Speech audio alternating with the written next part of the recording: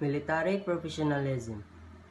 Men who adopt the profession of arms submit of their own free will to a law of perpetual constraint on their own accord. They reject the right to live where they choose, to say that they think, to address as they like. From the moment they become soldiers, it needs but an order to settle them in this place, to move them to that, to separate from their family and dislocate their normal lives in the world of command.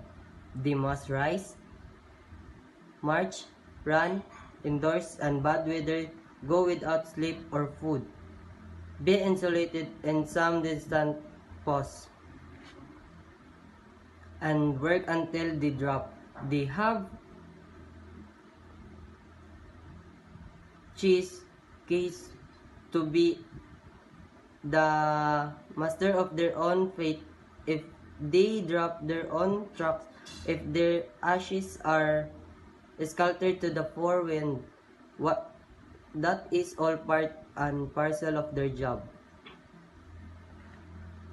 Pledge of loyalty. If you work for a man in heaven's name, work for him, speak with him, and stand by the institution of represent. Remember that an ounce of loyalty is worth a pound of cleverness.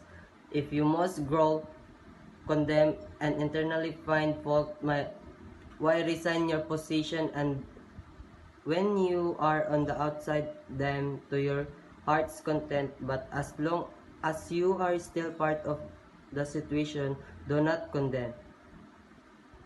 If you do not, the first high wind that comes along will blow you away, and probably you will never know why, sir. 11. General Order. Number 1. To take charge of this post and all government properly in view. Number 2. To walk my post in military manner, keeping always on the alert and observing everything that takes my place within sight or hearing. Number 3. To report all my violations or order I am instructed to enforce.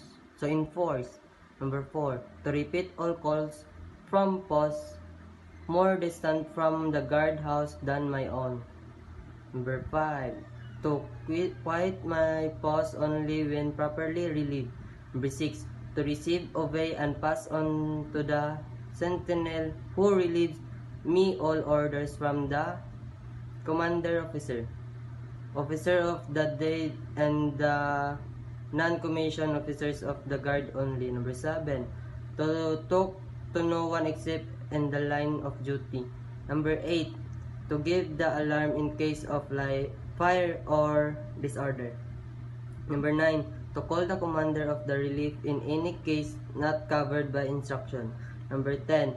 To salute all officers and colors and standards not case. Number 11. To be especially watchful at night and during the time for to challenge all persons on or near my post, and to allow no one to pass without properly authority. Salute. It is the highest form of military courtesy. It is executed by raising your right hand smartly until the tip of the forefinger touches the top of the right eyebrow. Finger are extended and joined.